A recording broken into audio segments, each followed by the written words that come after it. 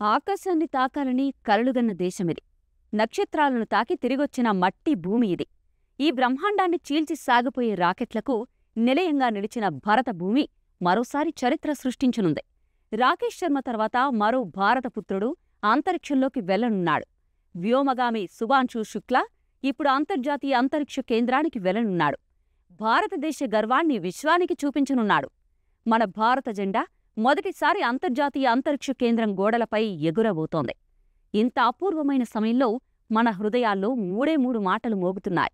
ఓ మోదీగారు, మీరు శుభాంశుకు ఫోన్ చేశారా? చరిత్ర మళ్లీ రిపీట్ అవుతోందా? ఇందిరాగాంధీ రాకేష్ శర్మను అడిగిన ప్రశ్న మళ్లీ వినిపిస్తుందా? ఇప్పుడు మనం వెనక్కి తిరిగి చూసేద్దాం. నాడు ఏం జరిగిందో ముందుగా తెలుసుకుందాం. అది 1984. ఇండియా అంతరిక్షాన్ని తొలిసారిగా తాకబోయే సన్నాహాల్లో ఉంది. వింగ్ కమాండర్ రాకేష్ శర్మ పేరు దేశంలో మారుమోగుతున్న కాలమది. ఆయన సోవియట్ యూనియన్తో కలిసి ప్రయాణించిన వ్యోమగామి.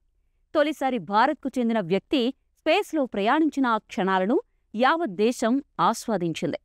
పూర్తిగా శాస్త్ర విజ్ఞానాన్ని నమ్మిన రాకేష్ అందరికంటే ఎక్కువగా నాటి క్షణాలను ఆరాధించారు. వెంటనే నాటి ప్రధాని ఇందిరాగాంధీ ఒక సందేశాన్ని పంపించారు.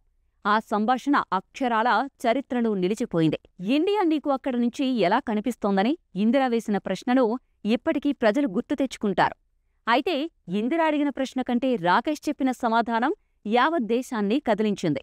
ఇందిరా ప్రశ్నకు సమాధానంగా రాకేష్ సారే జహాసే అచ్చా అంటూ బదులిచ్చాడు. ఈ ఒక్క మాటతో దేశ గుండెల్ని హత్తుకున్నాడు. ప్రతి పల్లెటూరు నుంచి ప్రతి పట్టణం వరకు ఆ మాటలు మారుమూగాయి. అంతరిక్షం నుంచి వచ్చిన ఆ మాటలను తలుచుకుంటే ఇప్పటికే గూస్బంప్స్ వస్తాయి. ఇప్పుడు మళ్లీ అలాంటి ఘట్టానికి సాక్ష్యమయ్యే రోజు రానుంది. జూన్ 10న శుభాంశు ఐఎస్ఎస్ యాత్ర మొదలు కానుంది. ఇంతకీ శుభాంశు ఎవరనే ప్రశ్న కూడా చాలామంది మైండ్లోకొస్తోంది.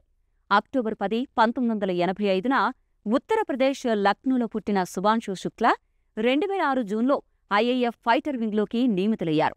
టెస్ట్ పైలట్గా శుభాంశు శుక్లాకు SU-30 MKI, MiG-21, MiG-29, Jaguar, Hawk, Dornier లాంటి వివిధ విమానాలలో 2000 గంటలకు పైగా ప్రయాణించిన అనుభవం ఉంది.